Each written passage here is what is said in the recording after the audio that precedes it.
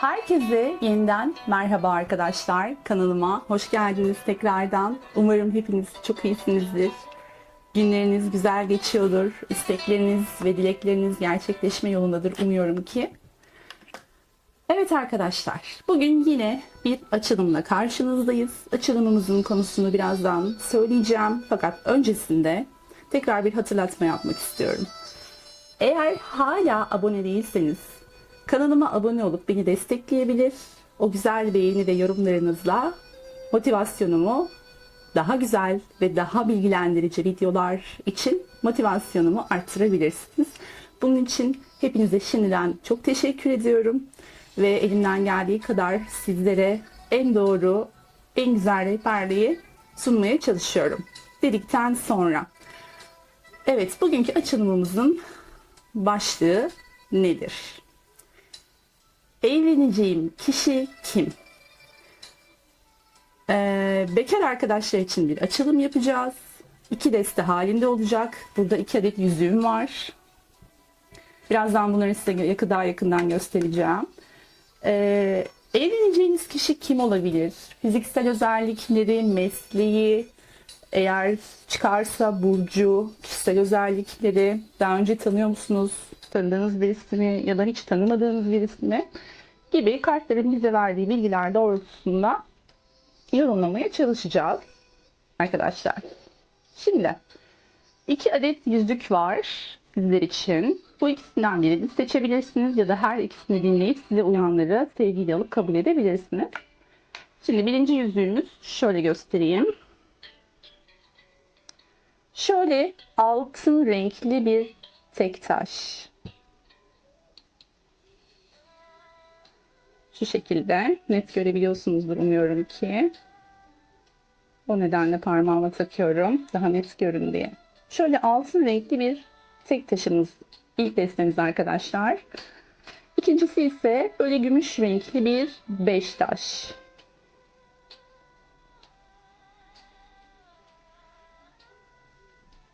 Evet.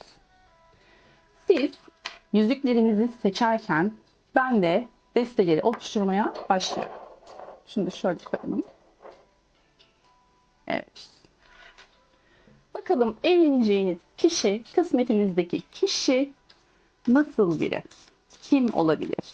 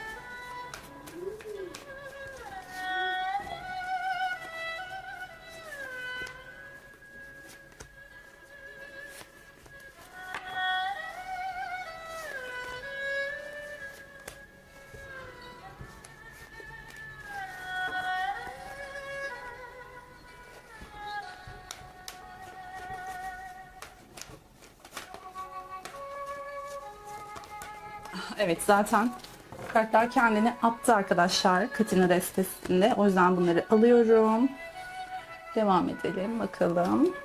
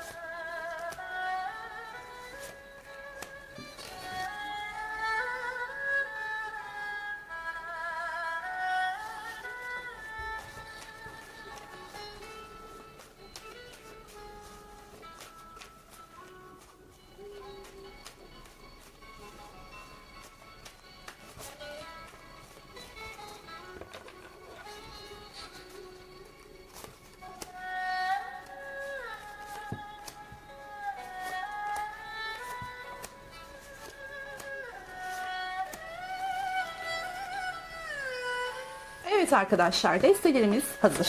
Hemen şöyle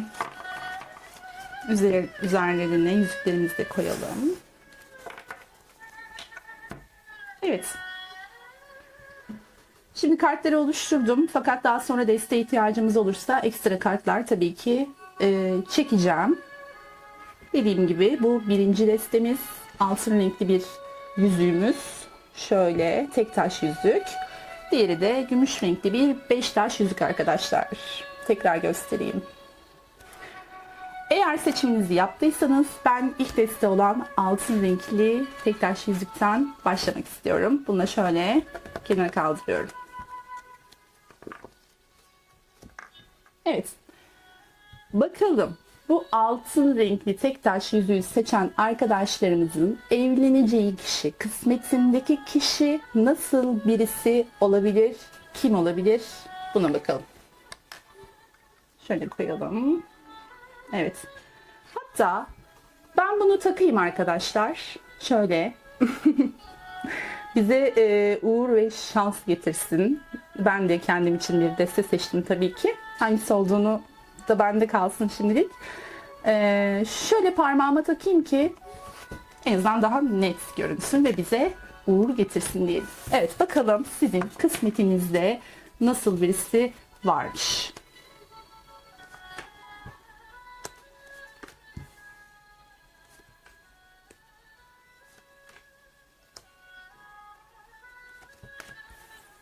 Umarım net görünüyordur ki ben zaten göstereceğim arkadaşlar okuma esnasında kartları.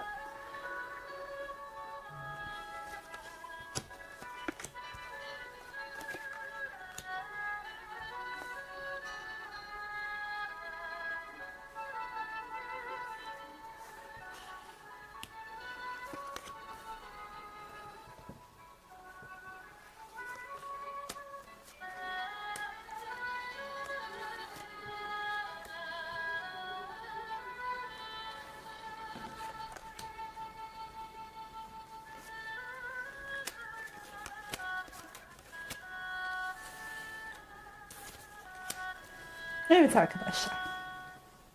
Hazırsanız başlıyoruz. Şimdi bu tek taş yüzüğü seçen arkadaşlarımın evleneceği kişi öncelikle şöyle söyleyelim. Şimdi burada bir 68 numaralı evde kalın kartımız çıkmış. Bu ne demek? Bu arkadaşımız yani evleneceğiniz kişi çok fazla dışarı çıkmayı sevmeyen, kendi alanında kalmayı seven,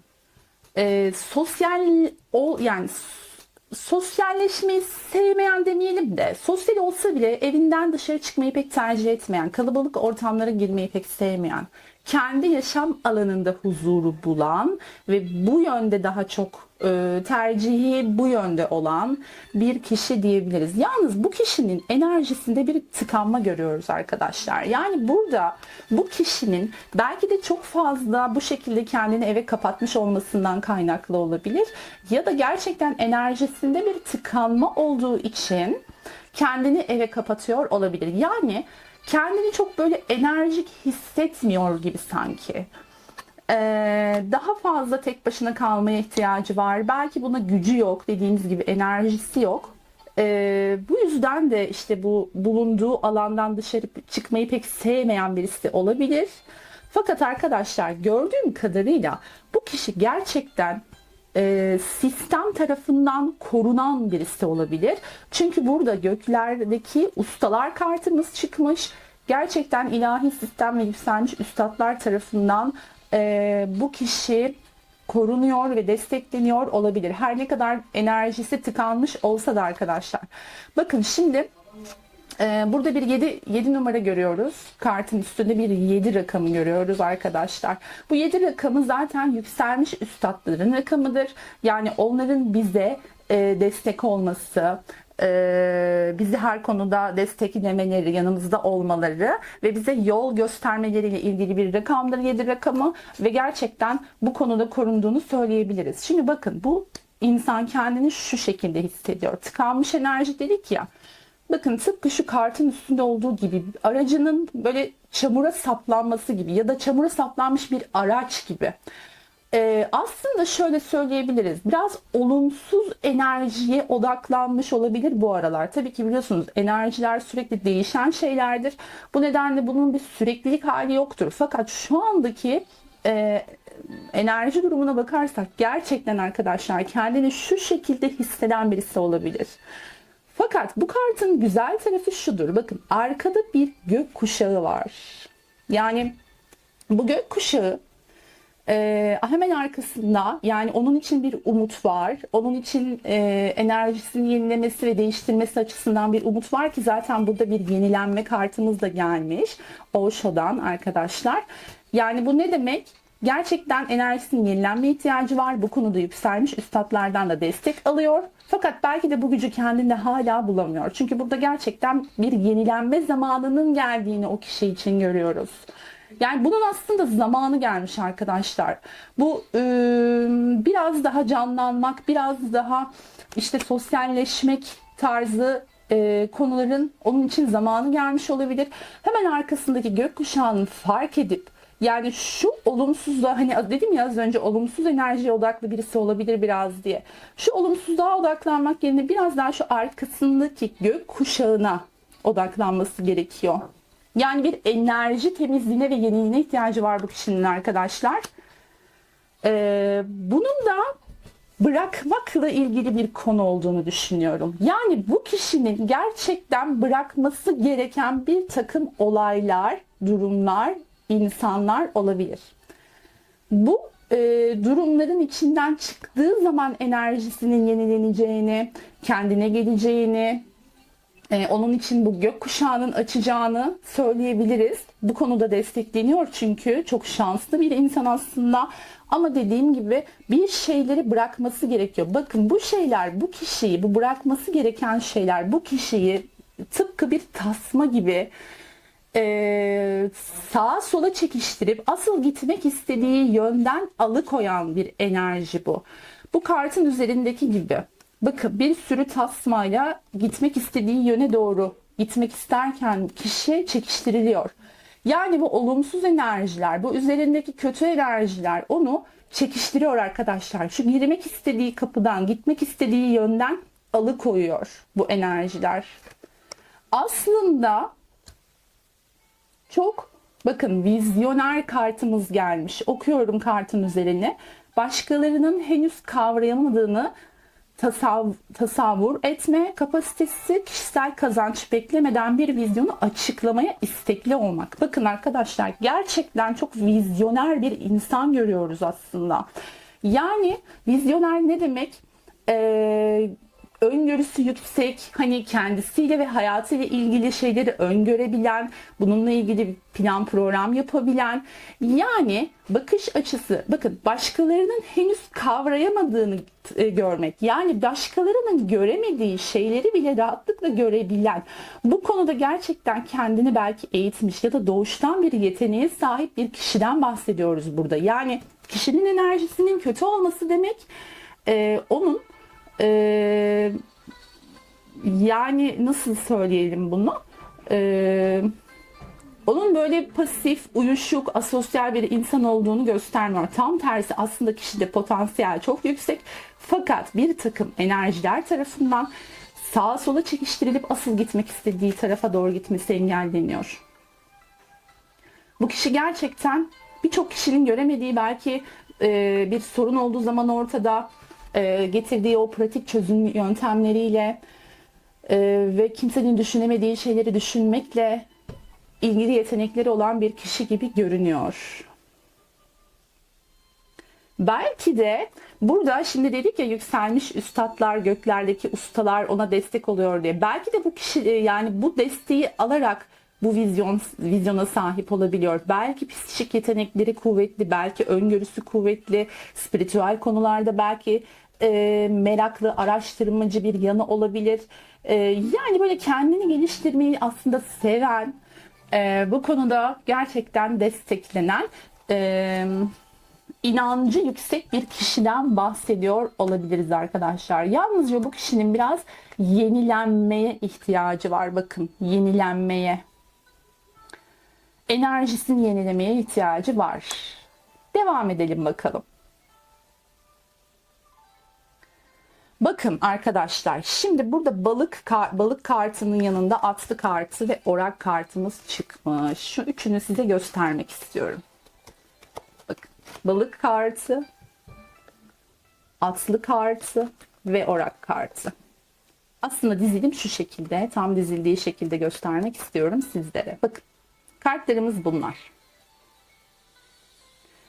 Şimdi ben bunu şöyle yorumluyorum arkadaşlar. Burada kişi aslında gerçekten kısmetli bir kişi. Yani böyle hani ekmeğini taştan çıkaran deriz ya.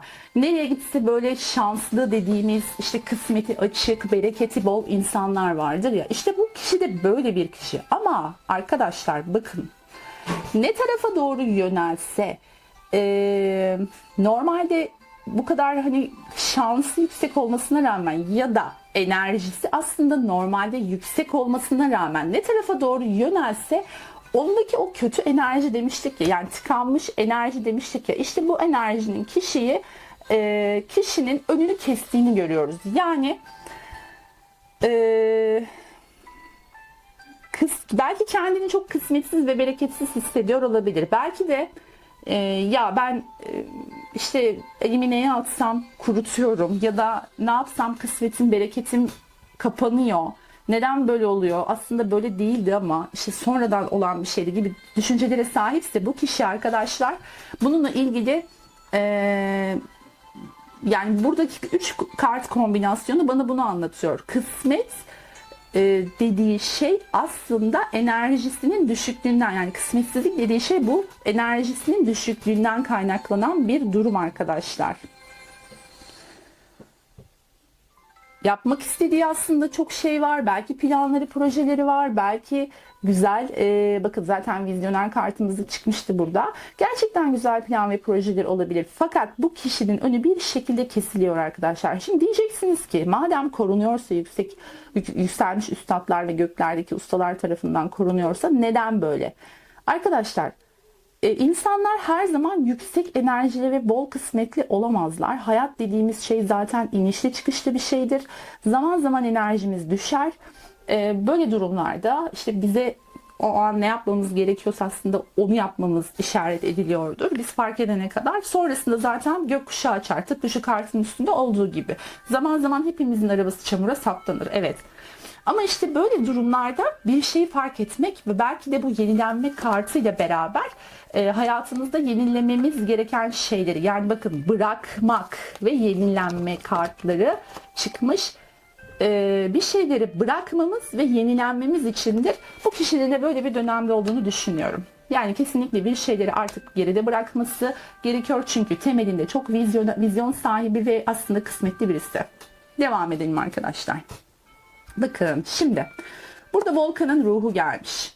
Volkan'ın ruhu aslında önce kartın üzerine okuyalım. İçinde patlamak üzere olan duygu ve düşünceler var. Bastırdıkça daha büyük bir basınçla daha çok dışa vurmak istiyor. Öfke ve sinir doğru orantılı olarak seni ele geçirebilir. Bakın şimdi arkadaşlar. Volkan'ın ruhu kartımız geldi. Burada dedim ya hani aslında yapmak istediği çok şey var ya da dilediği çok şey var ama her şeyin önü kesiliyor dedik ya şurada. İşte bu olmayan şeyler içinde korkunç bir birikim yaratıyor. Ve bu bir volkan gibi patlamak üzere. Kişinin şu andaki enerjisini bu şekilde görüyoruz. Yani şu kendini eve kapattığı ya da içine attığı, sustuğu, bir şekilde sağa sola çekiştirildiği, yolundan alıkonduğu, bakın ne varsa içinde bir volkan gibi, bir lav gibi birikmiş ve volkan gibi patlamak üzere. Yani şunu anlatmaya çalışıyorum. Bakın bu kişi gerçekten o kadar belki de uzun zamandan beri sessiz ya da bir şeyi içine atıyor ya da kendini kapatmış her neyse. Böyle bir durumda ki yani o kadar uzun zamandır böyle bir durumda ki arkadaşlar artık patlama noktasına gelmiş bu kişi. Bu evleneceğiniz kısmetinizdeki kişiden bahsediyorum. Tanıyor musunuz, tanımıyor musunuz? Tabii bunlara bakacağız. Şimdi sıradan kartları yorumluyoruz ilk önce. Dediğim gibi kişinin içinde gerçekten patlamak üzere olan duygular var. Belki de bu tıkanmış enerji birikimi, artık o hani enerjinin sıkışması, bir anda patlama ihtimali söz konusu. Bu patlama belki de çok hayırlı da olabilir. Tabii ki her zaman kötü yorumlamıyoruz. Bazen gerçekten hayırlı da olabilir diyorum ya. Zaman zaman bu duruma düşmemizin bir sebebi mutlaka vardır. Ben hayırlı olduğunu düşünüyorum. Çünkü neden? Bakın Güneş kartı çıkmış. Her destinin baş tacı, aydınlatıcısı, en güzel kartlarından bir tanesi Güneş kartı çıkmış arkadaşlar. Yani bu patlamanın sonrası, bu tıkanmış enerjinin yaptığı birikimin patlamasının sonrasında güneş açıyor. Yani bir şeylerin açığa çıkması, aydınlanması, feraha çıkmak, artık bu kısmetin, bolluğun, bereketin gelmesi. Yani güneş kartının çoğunuz biliyorsunuz zaten arkadaşlar anlamını. Bakın yalnızlık kartımız da çıkmış.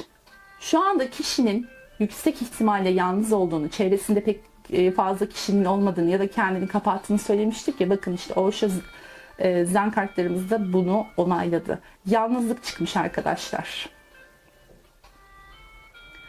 Yani aslında bakın bu kartı severim. Neden? Çünkü evet yalnızlık, karanlık söz konusu fakat ışığa doğru bir gidiş var bakın. Işığa doğru gidiyor kişi. Yani o karanlıktan çıkış var bu kişi için. Volkan gibi patlamak, işte o sonrasında güneşin açması, işte o güneş, bu güneş. Bakın ışığa doğru gidiyor bu kişi. Kişi için gerçekten güzel şeylerin bir başlangıcın olduğu bir dönem diyebiliriz. Evet devam edelim. Şimdi arkadaşlar tarot kartlarımızın üçü de para kartı çıktı.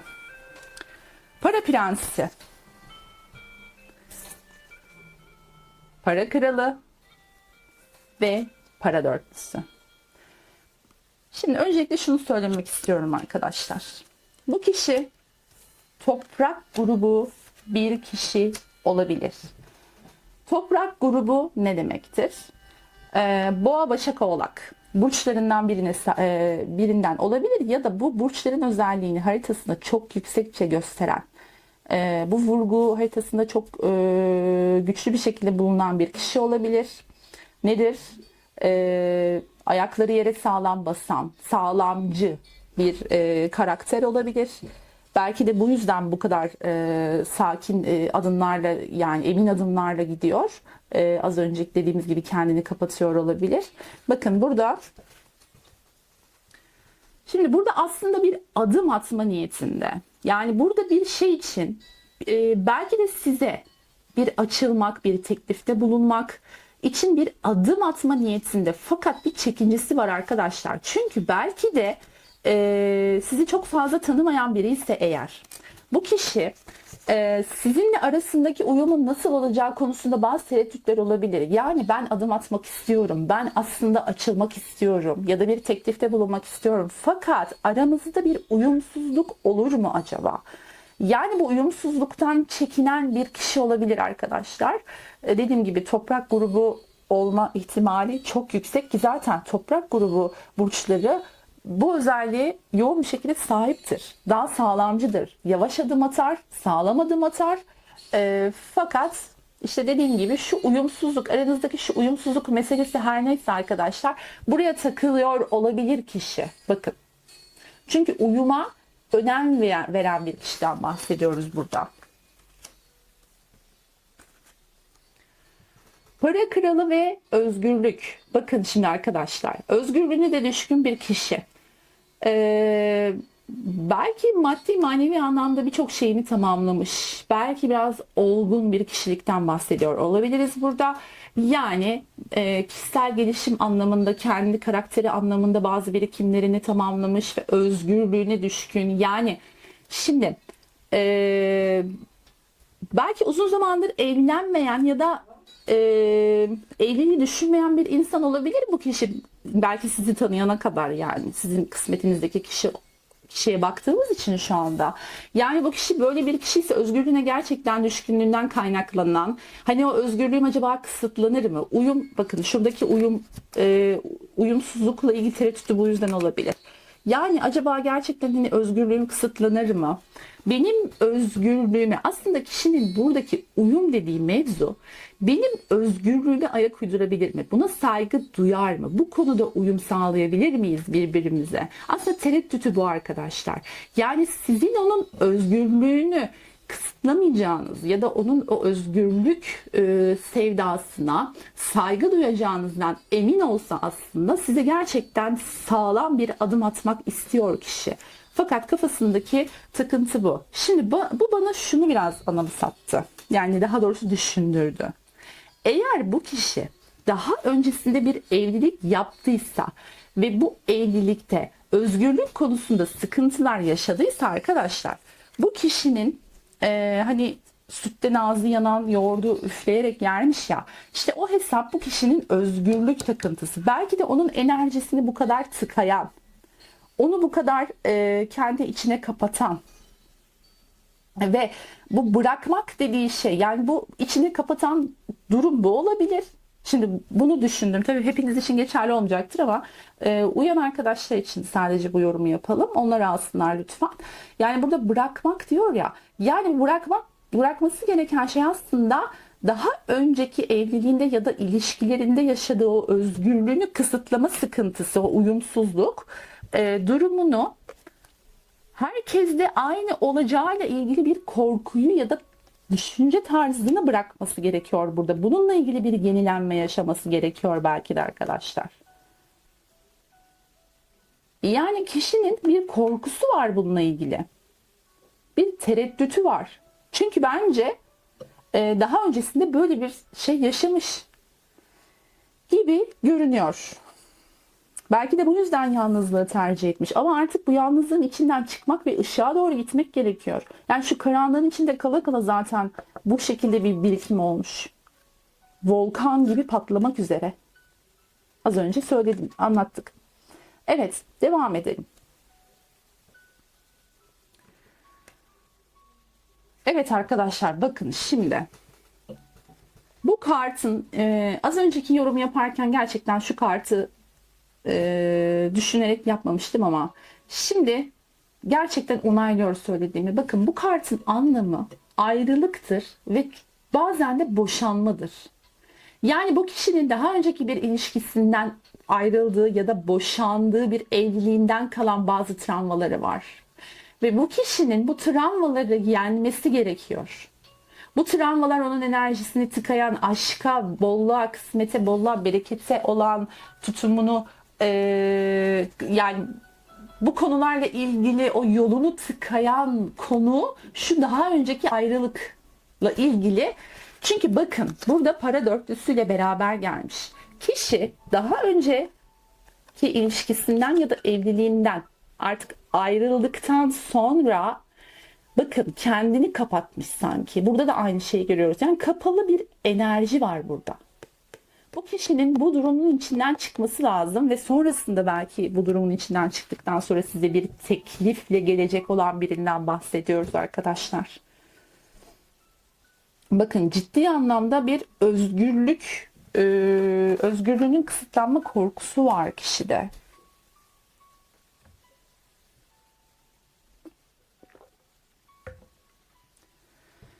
Evet, devam edelim. Şimdi bu kişi nasıl bir kişi olabilir? Arkadaşlar, bu kişinin bir bayan olması durumunda böyle burada biraz böyle kızıl, turuncu ya da açık kahverengi tonlarda saçları olan, çok uzun değil, çok kısa da değil, böyle orta boyda saçları olan ve böyle elbise giymeyi seven, böyle genellikle açık renk kıyafetler giymeyi tercih eden figürler görüyorum kartın üzerinde. Tabii ki dediğim gibi aslında ben bu tür açılımlarda böyle burçtur, işte tiptir falan bu tarz şeyleri çok fazla tercih etmiyorum aslında söylemeyi. Fakat burada çıktığı için merak eden arkadaşlarımız için söyleyeceğiz tabii ki. Burada dediğim gibi arkadaşlar böyle beyaz tenli, kızıl saçlı ya da dediğim gibi işte turuncu koyu kahve, açık kahve tonlarında figürler görüyorum arkadaşlar. Böyle bir kişi olabilir ya da böyle kumral tonlarında ama çok dediğim gibi çok uzun ya da çok kısa saçları olmayan ya da arkadaşlar böyle eşarp, başına eşarp ya da bu tarz aksesuarlar takmayı seven, belki kapalı bir bayandan da bahsediyor olabiliriz. Şu şekilde bakın. Böyle birisi de olabilir. Hani böyle bazı bayanlar çok da hoşuma gider, çok da severim. Böyle başlarına takarlar değişik işte eşarplar ya da işte fularlar, bağlarlar falan. Ben de yapıyorum bunları ara sıra. Çok hoşuma gidiyor. Bu tarz bir böyle bir tarzı olabilir ya da kapalı bir bayan olabilir dediğim gibi. Evet, erkek olması durumundayız arkadaşlar.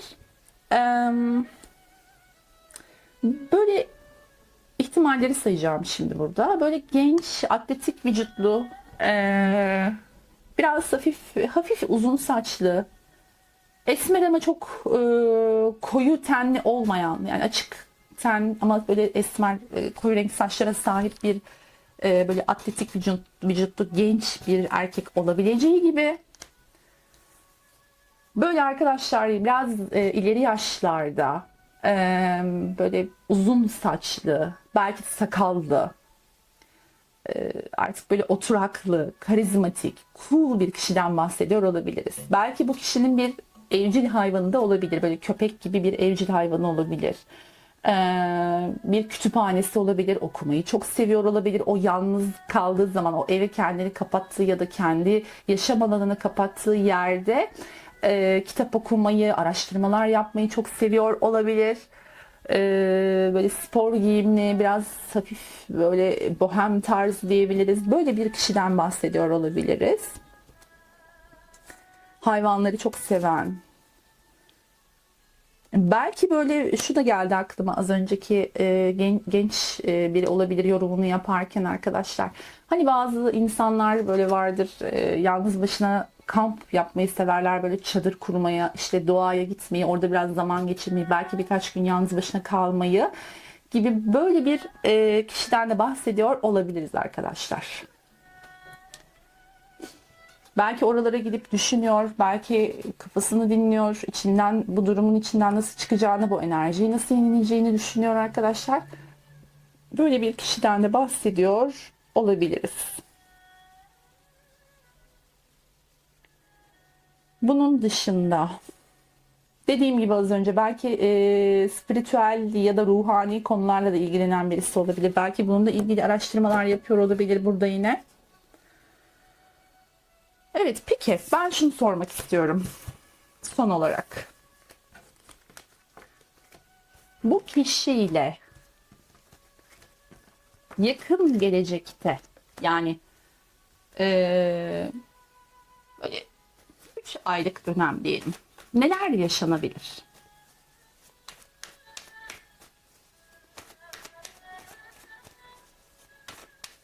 3 kart seçeceğim bununla ilgili.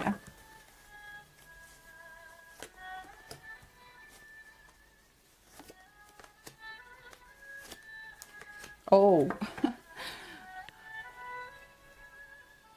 Yine şuradan alacağım.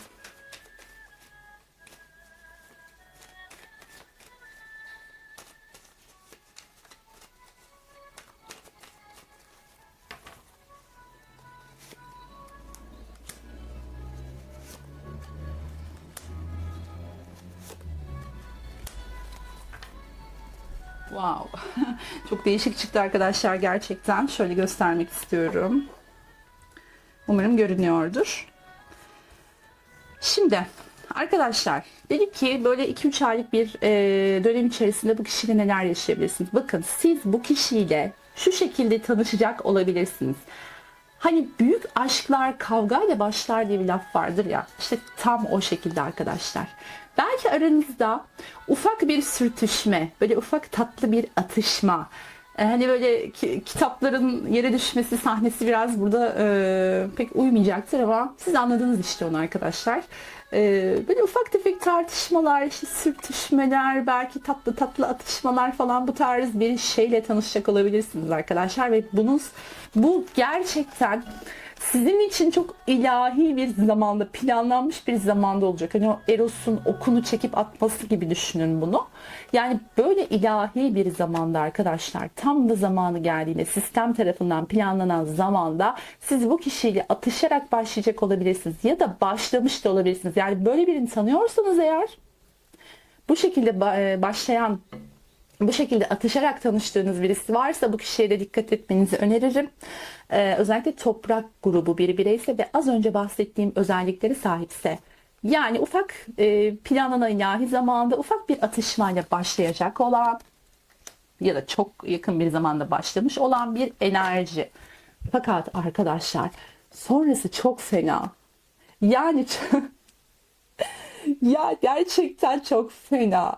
Yani bu insanın o çekiciliğine, o karizmasına, ya sizi böyle alıp götürecek bir özelliğe sahip şeytan kartı çıkmış arkadaşlar, bakar mısınız? Ve aksiyon kartı.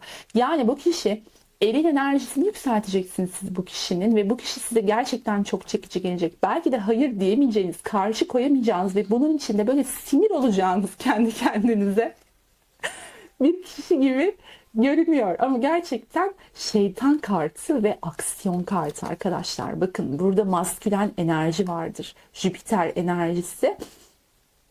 Ve böyle sizi gerçekten çok çekecek ya da böyle bir şey yaşıyor da olabilirsiniz arkadaşlar. Yaşamış da olabilirsiniz. Bilemiyorum, hani artık kendi durumunuza göre alın ama fena yani, sonrası biraz çok çekici, çok sizi cezbeden, ateşleyen bir kişiden bahsediyoruz. Yani şu tanışmanın, şu şeyli böyle tartışmalı tanışmanın sonunda.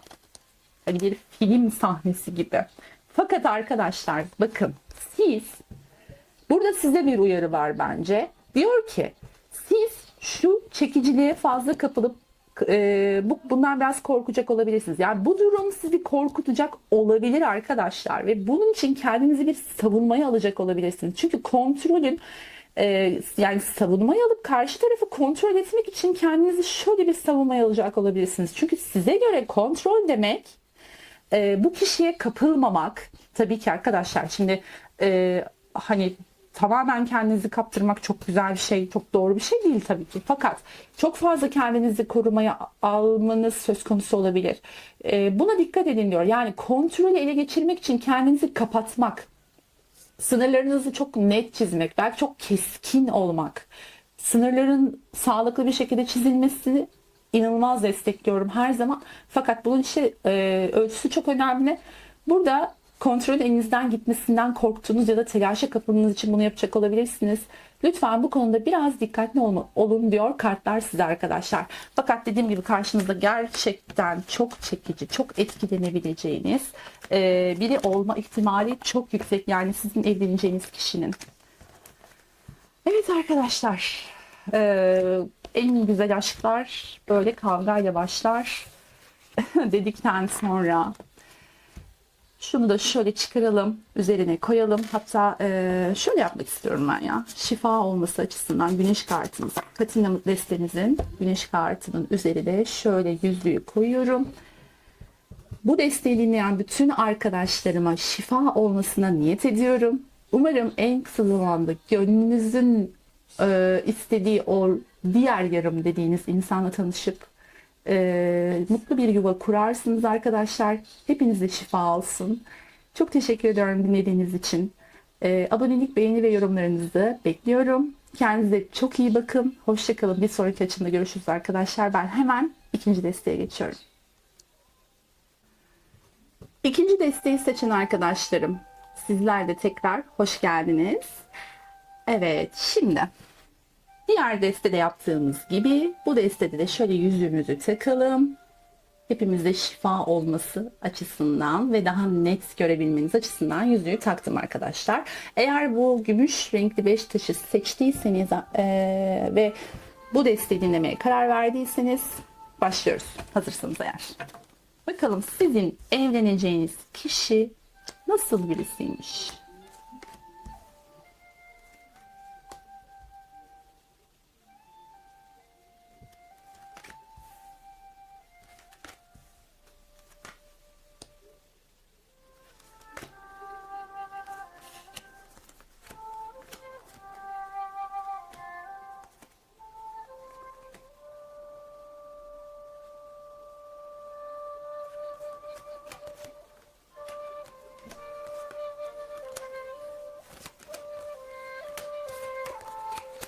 Evet.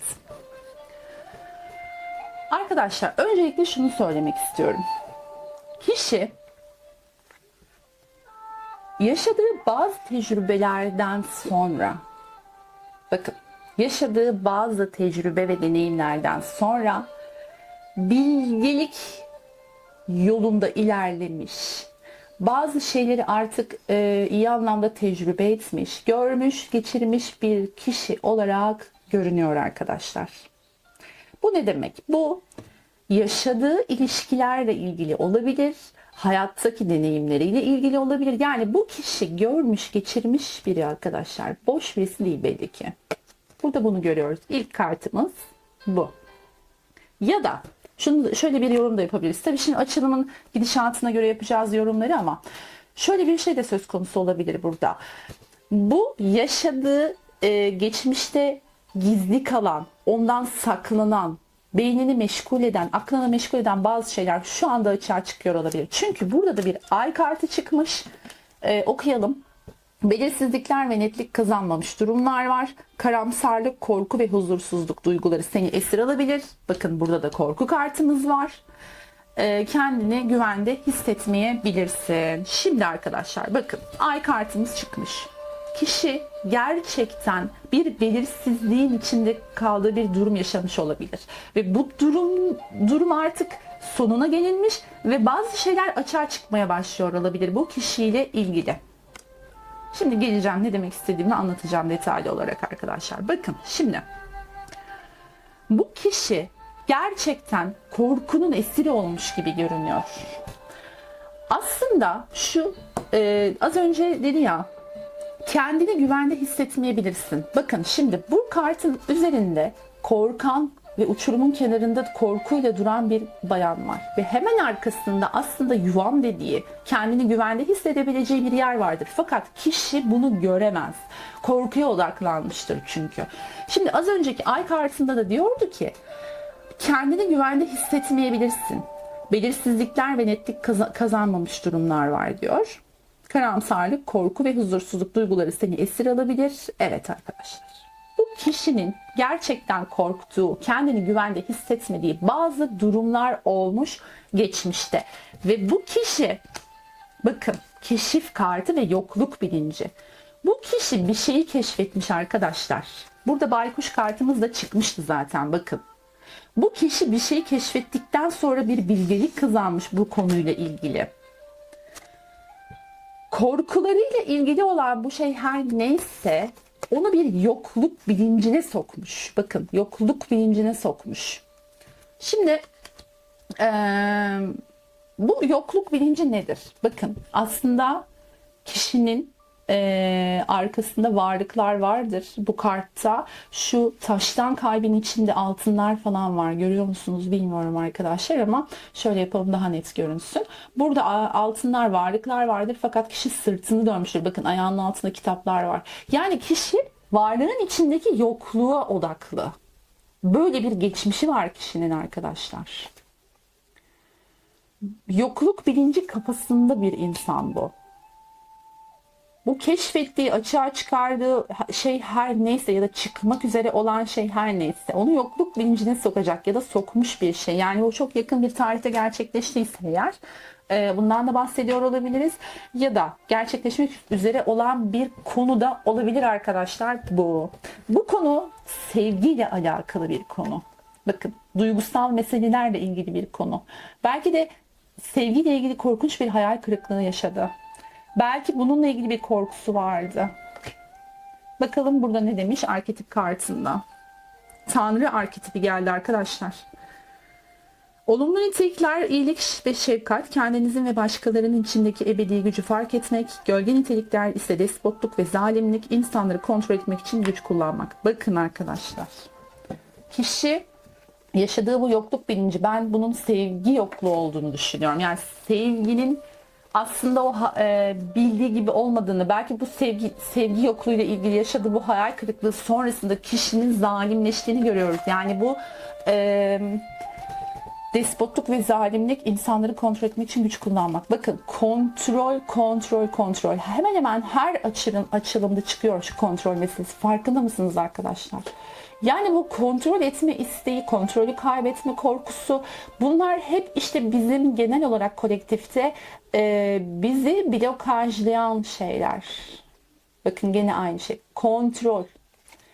Yani insanları kontrol etmek için güç kullanıyor olabilir bu kişi, ama bu güç yani fiziksel bir güç olmak zorunda değil. Belki psikolojik bir güç de olabilir. Yani psikolojik olarak insanları kontrol altına almaya çalışan bir kişiden bahsediyor olabiliriz arkadaşlar. Çünkü kişi kendini o kadar sağlama almaya çalışıyor ki, yani burada bakın şimdi bu belki de sizin beklediğiniz bir kişi. Yani aslında tanıdığınız ve size artık bir teklifte bulunmasının zamanına geldiğini düşündüğünüz bir kişi. O kadar sakince bekliyorsunuz ki, yani sabırla bekliyorsunuz arkadaşlar.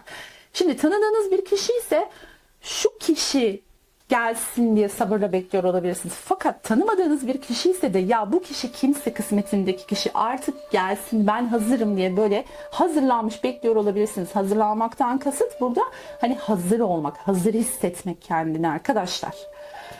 Fakat kişi kendini öyle bir kapatmış ki, öyle bir sağlama almaya çalışıyor ki, bakın burada dediği gibi kontrol arzusu içerisinde, bu kontrolü sağlamak için kendini belki de şöyle kalelere kapatan bir kişiden bahsediyoruz. Kendi kalesinde, kendi dünyasında, kendi özgürlük alanında, yani her şeyi kontrol edebildiği kadar yüksekte bir yerde olmayı seven, şunu anlatmaya çalışıyorum. Şimdi kaleler güvenli alanlardır ya arkadaşlar. Kendini kendi kalesine kapatıp oradan belki de olayları, durumları ve kişileri takip eden bir kişiden bahsediyoruz burada. Sizin beklediğinizi de, eğer sizi tanıyan bir kişiyse arkadaşlar bu. Yani ilişki içerisinde olabilirsiniz, tanıdığınız birisi olabilir. Fark etmez, ya da ya böyle bir durum varsa eğer arkadaşlar, sizin beklediğiniz de çok farkında ve sizi uzaktan takip ediyor. Çünkü kontrolü kaybetmekten çok korkuyor. Ona göre kontrol güç demektir. Evet. Yani kontrol eşittir güç onun için. Sizin beklediğinizin çok farkında. Fakat arkadaşlar burada benim çok sevdiğim bir hayvan çıkmış. Eminim sizler de çok seviyorsunuzdur tarot açılımlarında bunu. Görebiliyor musunuz net bir şekilde? Evet. Bakın. Kişi gücü, kontrolü elinde tutmak için bir takım tilkiliklere başvuruyor olabilir. Bu konuda dikkat etmeniz gerekiyor diyor kartlar arkadaşlar. Çünkü zamanında yaşadığı ve keşfettiği bu şey her neyse, kendini koruma altına aldığı, bilgelik kazandığını düşündüğü şey her neyse, aynı şeyi tekrar yaşamak konusunda korkuları var. Yani korku üzerine kurulu bir açılım yapıyoruz şu anda. Kişinin çok korkan, bundan çok korkan bir kişi üzerine bir açılım yapıyoruz gibi hissediyorum şu anda resmen. Evet, devam edelim bakalım. Arkadaşlar bakın, şimdi dedik ya, kendini şöyle kalelere kapatmış bir kişiden bahsediyoruz. Yani kendi kalesinde, kendi olduğu yerde gözetleyen olayları, durumları uzaktan gözetleyen bir kişiden bahsediyoruz demiştik ya. Bakın, bu kişi, bu kale bu kişinin kendi konfor alanı. Yani bu konfor alanı, güvende hissettiği yerden olayları, durumları takip ederken aynı zamanda kendisine şurada keşfettiğini söylediğimiz şey var ya arkadaşlar. Hani belki bazı hayal kırıklıkları, sevgiyle ilgili bir hayal kırıklığı olabilir. Bu kendi çocukluğundan bile geliyor olabilir. Anne baba sevgisizliği gibi, ya da yaşadığı bir ilişkide ya da evlilikte, artık her neyse kendi durumumuza göre alın arkadaşlar. Burada yaşadığı bir sıkıntıdan da bahsediyoruz. Kişi kendine bir haksızlık, adaletsizlik yapıldığını düşünüyor ve bu adaletin, bu belki ilahi bir adalet de olabilir, gerçek anlamda bir mahkemede olabilir.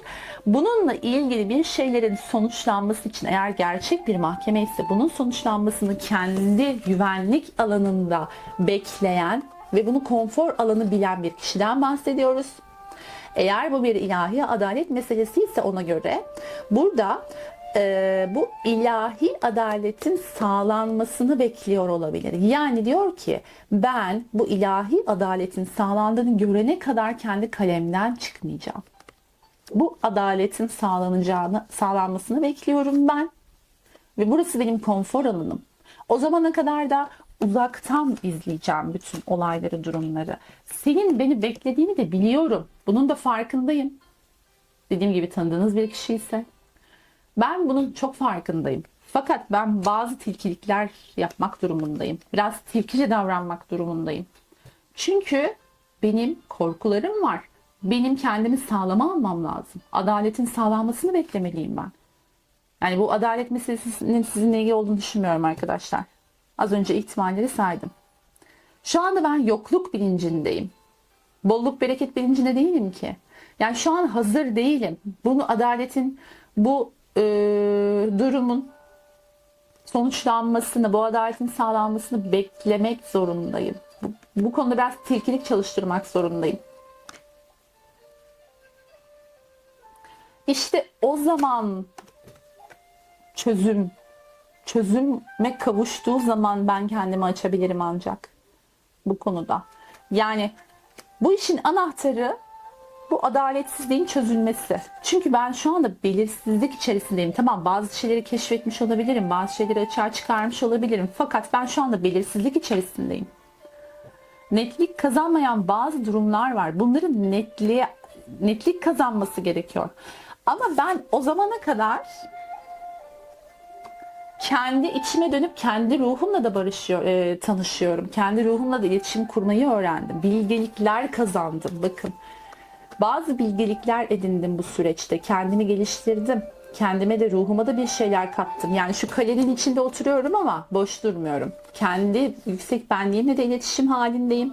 Kendi ruhumla da konuşuyorum. Ne istediğimi, bu hayata dair ne istemediğimi sorguluyorum. Sevgiye dair neler istediğimi, istemediğimi sorguluyorum. Kendimle ilgili. Ve bu sorgulamanın sonunda belki de ben kendimle ilgili ne istediğime karar verdikten sonra sana adım atabilirim diyor. Yani burada aslında arkadaşlar, bu onun için gerçekten gerekli bir süreçmiş ve sizin için de belki de hayırlısı bu. Çünkü bu kişinin gerçekten bazı şeyleri yaşayıp yaşadıktan sonra bilinçlenmesi ve kendiyle ilgili ruhani yolculuğunu belki de tamamlaması. Yani tamamlamak derken hiçbir zaman bitmiyor tabii bir yolculuk, ama en azından belli bir yere gelmesi gerekiyor. Bakın arkadaşlar. Şimdi benim bazı şeyleri terk etmem gerekiyor olabilir.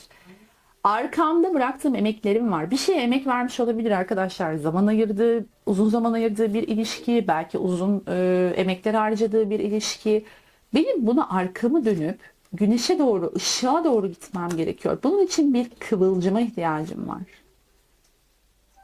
Yani bu gücü arıyorum kendimde.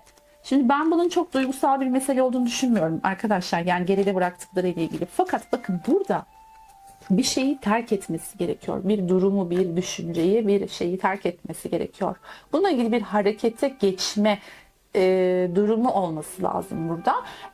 Çünkü kişi emekleri olduğunu düşünüyor. Belki de emekleri olduğu için bazı şeylerden. Çünkü biz her zaman sevgimizden, aşkımızdan, aşk zannettiğimiz şeyden dolayı kalmayız arkadaşlar birinin yanında. Aslında hastalıklı bir şekilde bizi o kişiye bağlayan durum emek vermiş olmamızdır. Zaman ve para harcamış olmamızdır. En kıymetlisi de kendi sevgimizi harcamış olmamızdır bu kişiye. O yüzden eğer bir insanın bir şeyi bırakıp terk edip artık yani fiziksel olarak ayrılmış olsa bile kafa olarak hala orada olduğunu düşünüyorsanız bunun verdiği emeklerle ilgili olduğunu söyleyebiliriz. Gerçekten emeklerim var ve bunları terk etmem, bırakmam gerekiyor. Benim sağlıklı bir kafaya gelmem için biraz kendimi toplamam gerekiyor. Az önce anlattım işte arkadaşlar. Kendi ruhumla, yüksek benliğimle, içimle bir iletişime geçmem gerekiyor ve bunun için de zamana ihtiyacım var. İşte bu yüzden zaten sağlam bir yere kendimi kapattım ve burası benim konfor alanım diyor. Bakın arkadaşlar, şimdi çok güzel bir kart gelmiş. Şimdi bakın, burada konfor alanı dedik ya. Güney ay düğümü ve kuzey ay düğümü arkadaşlar. Bakın ve kartların yerine bakın. İlk önce güney ay düğümü konfor alanı geliyor. Sonrasında da kuzey ay düğümü. Ne demektir güney ay düğümü ve kuzey ay düğümü? Güney ay düğümü konfor alanıdır. Bizim olduğumuz yerdir. Hayat, şöyle söyleyeyim size. Bu bizim bulunduğumuz yer ise güney ay düğümü. Kuzey ay düğümü de hayat amacımızın olduğu, o tarafa doğru gitmemiz gereken yerdir. Yani hayat aslında burada başlar. Buraya doğru gider ve bu aradaki yolculuk aslında hayattır. İşte bu varması gereken yer. Bakın çok da güzel gelmiş yer olarak ilk önce konfor alanımız geldi. Sonrasında belki de bu gidiş konfor alanından çıkış tam ortada geldi arkadaşlar. Şöyle göstermek istiyorum. Şimdi burada bir konfor alanımız ve güney ay düğümümüz geldi. Burada bir terk ediş ve küçük bir kıvılcım. Ve burada da arkadaşlar kuzey ay düğümü, yani gitmemiz, varmamız gereken, kişinin varması gereken yer geldi. O kadar senkronize gelmiş ki. Şimdi diyor ki burada anlatmaya çalıştığı şey bu. Ben evet şu anda yapmam gereken şeyi yapamıyorum. Kendi konfor alanındayım. Çünkü bir adalet olması gerekiyor. Beklediğim bir adalet durumu var. Az önce anlattım arkadaşlar. Tekrar aynı şeyleri söylemek istemiyorum. Burada diyor ki benim evet terk etmem gereken bazı durumlar, düşünceler var. Bunun farkındayım ben. Ama emeklerim var. Ne yazık ki emeklerim var. İşte o emekleri terk edemiyorum. Yani tabii ki arkadaşlar bunu eninde sonunda terk edecek. Yani bu olmak zorunda. Çünkü sistem öyle bir hale getiriyor ki bizi gerçekten işte o kuzey ay düğümüne doğru yol almak zorunda bırakıyor. Biz bunu istesek de istemesek de bir şekilde orada buluyoruz kendimizi o yolculukta. Dediğim gibi buradan işte o emeklerini arkasında bırakıp artık ne olduysa oldu, ne yaşandıysa yaşandı. Ben kendime yepyeni bir sayfa açacağım kafasına geçtikten sonra bakın işte gitmesi gereken yer burası. Olması gereken yere gelip kendini toparlayıp bu yapması gerekenin farkına varıp arkadaşlar işte o zaman tutkuyla istediği şeyleri elde edecek. Bakın asa kraliçesi gelmiş. Tutkulu, ne istediğini bilen, yaptığı her işi tutkuyla yapan, böyle ateşli, atılgan bir kraliçeden bahsediyoruz ama burada tabii erkek de eril de olabilir. Yani şeye takılmayın, cinsiyete takılmayın arkadaşlar. Bunlar biliyorsunuz enerji. Burada gerçekten işte o zaman tutkulu, ne istediğini bilen bir kişi, bir hayat yaşayabileceksin, böyle bir kişi olabileceksin. Çünkü belki de olman gereken bu. Tutkuların peşinden gitmen gerekiyor. Bu senin varman gereken yer. Kartlar aklınızdaki kişiye ya da işte o evleneceğiniz kişi arkadaşlar kendinize göre alın. Kartlar böyle bir mesaj veriyorlar. Yani yolculuk Güney ay düğümünden kuzey ay düğümüne doğru gidiyor. Harika. Yani burada da bir dediğim gibi yolculuk var. Güneşe doğru. Bakın. Güneşe doğru bir gidiş olması gerekiyor bu kişi için. Şimdi biraz da diğer özelliklerden bahsedelim. Bakın şimdi burada ateş grubu bir kişiden bahsediyor olabiliriz arkadaşlar. Ateş grubu ya da bu grubun özelliklerini yüksek şekilde gösteren bir kişiden bahsediyor olabiliriz. Ne demektir ateş grubu? Tutkulu, arzulu, tutkularının peşinden gitmeyi seven, başlatan, heyecanlı, hani bir anda böyle başlatan. Bakın burada bir de zaten kıvılcım kartımız çıktı. Bu kişi bir şeyleri aslında özünde bir şeyleri başlatmayı seven, o ilk kıvılcımı çakmayı seven bir kişi aslında bu arkadaşlar. Ateş grubu olma ihtimali yüksek. Tabii herkese uymayacaktır ama bunun dışında biraz tabii tilkilik çalıştıran kurnaz bir kişi, fakat arkadaşlar bu tilkilik bana size tabii ki dikkatli olmakta fayda var ama size karşı çok böyle tehlikeli bir tilkilik gibi gelmedi. Belki daha önce yaşadığı o adaletsizliklere karşı dikkatli olması gerektiği konusunda. Yani diyor ki bak ben kendimi buraya kapattım, evet. Çok yüksek ve güvenli bir yerden seni seyrediyorum. Beklediğini de biliyorum. Bir adım, bir teklif beklediğini de biliyorum. Fakat ben bu tilkiyi çalıştırmak zorundayım. Yani onun size arkadaşlar yapabileceği hani en yüksek, en maksimum tilkilik şurada çıkmayıp sizi gözetlemektir. Bu açılımda. Buradan sizi gizli gizli gözetlemek, bir taraftan da tabii ne yaptığınıza, ne ettiğinize bakmak, takip etmek. En fazla maksimum yapabileceği tilkilik bu. Bu açılıma göre arkadaşlar. Yani yoksa size böyle bir hani zarar veren, kötü niyetli bir, zarar verme niyetindeki kötü niyetli bir kişiden bahsetmiyoruz. Kısaca arkadaşlar bu kişi gerçekten yaşadığı olaylarla ilgili, ilişkiler, eski ilişkiler, eski evliliklerle ilgili bir sıkıntıyı çözmesi gerekiyor. Bir adalet arayışı içerisinde ve aslında konfor alanından çıkıp varması gereken yere varması gerekiyor bu kişinin arkadaşlar. Evet. Yani fiziksel özellikleri de söyleyelim. Böyle erkek olması durumunda biraz kumral gibi, böyle meraklı, keşfi seven, dediğim gibi böyle meraklı bir kişi olabilir. Araştırmayı seven bir kişi olabilir. Kafasına bir şey taktı mı o şeyi mutlaka öğrenmek isteyen bir kişi olabilir. Çok esmer değil, böyle biraz kumral tarzı bir kişi olabilir. Evet. Bayan olması durumunda ise yine kumral karakterler görüyorum arkadaşlar. Çok esmer karakterler görmüyorum. Biraz böyle klasik giyimi seven, belki böyle hani klasik elbiseler giymeyi seven bir kişiden bahsediyor olabiliriz. Ya da şey de olabilir bazılarınız için, böyle bol şalvarlar, işte bol kıyafetler, boncuklar, takılar falan, o tarz bir tarzı olan birisi de olabilir arkadaşlar. Burada başka söyleyebileceğimiz bir şey yok. Bu kişiyle ilgili uyarılarımızı yaptık. Söyleyeceklerimizi söyledikten sonra bakalım yakın bir gelecekte, diğer destede yaptığımız gibi burada da yapalım. Yakın bir gelecekte 2-3 ay içerisinde diyelim, hani neler olabilir bu kişiyle? Bir de buna bakalım son olarak. Bu desteği seçen sevgili arkadaşlarımın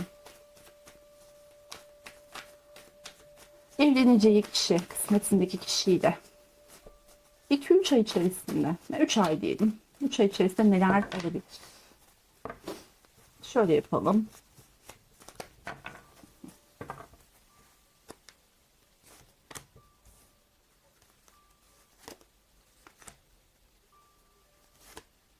Wow, çok güzel. Şuradan da alalım.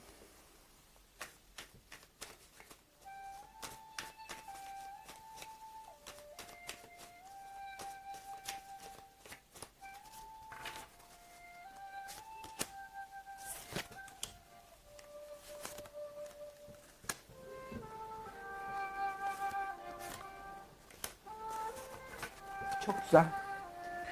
Arkadaşlar bakın şimdi. Burada bir kule kartımız çıktı. Siz gerçekten bu kişiyle ilgili böyle aniden bir şey öğrenecek olabilirsiniz. Aniden bir haber alacak olabilirsiniz ve bu alacağınız haber aslında sizi böyle ani gerçekleştiği için çok büyük bir yıkıma uğratmış gibi hissedebilirsiniz. Fakat arkadaşlar bakın, sizin geleceğiniz için sağlam bir temel hazırlayan bir haber bu. Şimdi ben burada bir Ağustos teması da görüyorum. Özür diliyorum. Hep Ağustos diyorum ben bu karta ya. Sonbahar teması da görüyorum. Nedense hep Ağustos. Belki de bilmiyorum, Ağustos ayında tanıştığınız birisi de olabilir diyeceğim şimdi ağzından çıktığı için, ama uyanlar bu şekilde alabilirler arkadaşlar. Yani Ağustos ayı içerisinde tanıştığınız bir kişiden de bahsediyor olabiliriz.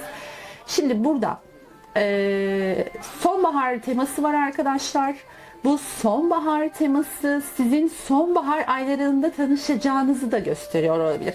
Ya da sonbahar aylarında alacağınız ani bir haber ya da aniden karşılaşmak, böyle yıldırım gibi, şimşek gibi arkadaşlar. Sonbahara dikkat edin. Bakın, sonbahar aylarına, sonbahar zamana dikkat edin. Bu kişiyle ilgili yıldırım gibi, şimşek gibi aniden karşınıza çıkıverecek belki bir haber, belki kendisi, belki uzun zamandır beklediğiniz, haber alamadığınız bir kişi bu. Ya da tanımadığınız, tanışmak üzere olduğunuz bir kişi bu arkadaşlar. Sonbaharda dediğim gibi aniden yaşanacak bir gelişme sizi şok edebilir. Bu kişiyle ilgili bana böyle biraz tanışma ya da bir adım atma gibi geliyor. Belki de bir adım atacak bu kişi size aniden. Çünkü bakın neden? Bu aniden olacak olayın ardından arkadaşlar bir teklif var. Bakın, teklif. Belki tanışmadıysanız bu kişiyle henüz, tanıştıktan sonra bu teklif alacaksınız. Belki de tanıyorsunuz, teklif bekliyorsunuz, bir türlü gelmiyor. Tam umudunuzun kaybolduğu bir anda size bu kişiden teklif gelebilir. Yani siz o kalp kupasını avuçlarınızın arasına alacaksınız arkadaşlar. Bakın. Bu evleneceğiniz kişiyle ilgili. Size ya bir evlilik teklifinde bulunacak ya da ciddiyetle ilgili. Bakın, herhangi bir tekliften bahsetmiyorum. Öyle ufak basit bir şeyden bahsetmiyorum. Gerçekten ciddiyetle ilgili bir adım gelecek ve siz o kalbi elinize alacaksınız. O teklife sahip olacaksınız. Yani o beklediğiniz şey her neyse, diyorsanız ki yani tanımıyorum kimseyi, böyle birini tanımıyorum ama tanışmak istiyorum, hazırım artık diyorsanız onu elde edeceksiniz. O istediğiniz durumu teklife elde edeceksiniz. Eğer ki diyorsanız ben tanıyorum bu kişiyi, biliyorum, hissediyorum kim olduğunu, bu kişiden bir teklif var arkadaşlar. Bakın, ruh rehberleriniz de size bu konuda yardım ediyor. Lütfen aldığınız işaretlere dikkat edin. Ruh rehberleriniz, ruh asistanlarınız, ruh rehberleriniz size bu konuda destekliyor, yardım ediyor. Onlar arkanızda, yanınızda. Siz bu konuyla ilgili aldığınız işaretlere biraz daha dikkat etmelisiniz arkadaşlar. Ve sonrası. Bakın. Para dokuzlusu. Siz, dedim ya şurada teklifi alıyorsunuz diye. Bu elde ettiğiniz bu şey size bunu hissettiriyor işte. Sizi getirdiği nokta bu. Para dokuzlusu. Maddi olarak da artık bir şeyleri elde etmiş. Somut anlamda da sadece hayallerinizde ya da isteklerinizde kalmamış. Somut anlamda da bunu elde etmişsiniz ve mutlusunuz arkadaşlar, bakın. Ve öz sevginiz, kendinize olan sevginiz, ki ben her zaman öz sevginin bir başkasının teklifine ya da bize verdiği değere ya da bir başkasının herhangi bir şeyine bağlı olmasına çok karşıyım. Her zaman kendinizi sevmeliyiz. Öz sevginiz yüksek olmalı. Fakat burada bu kişi, yani bu elde etmek istediğiniz şeyi elde ettikten sonra, o kupayı elinize aldıktan sonra, bakın arkadaşlar, işte bu şekilde mutlu, tatmin olmuş, yani artık istediğini elde etmiş, kendi o şeyini, gücünü eline almış bir kişi görüyoruz burada arkadaşlar. Bu kişinin o aniden yapacağı teklif ya da her neyse. Ve öz sevgisi, yükselmiş bir siz, öz sevgisi. Yani mutluluk kaynaklı sanıyorum, ya da kendinizi böyle daha değerli hissedeceğiniz, seviliyor hissedeceğiniz bir durum arkadaşlar sonu. Evet arkadaşlar, hayatta hiçbir şey tesadüf değildir. mutlaka duymanız gereken bir şey olduğu için buradasınız. Umarım hepiniz gönlünüzdekine kavuşursunuz. İstediğiniz o mutlu yuvayı kurarsınız. Hepimiz kurarız arkadaşlar. Bunu umuyorum, bunu ümit ediyorum. Şuradan şöyle güzel bir kart seçiyoruz. Şifa olması adına şöyle arkadaşlar, her birimize şifa olmasına niyet ediyorum. Gönlünüzdeki neyse Yüce Rabbim size onu versin. Dinlediğiniz için çok teşekkür ediyorum arkadaşlar. Kendinize çok iyi bakın. Bir sonraki açılımda sizlerle yeniden görüşmek üzere. Hoşça kalın.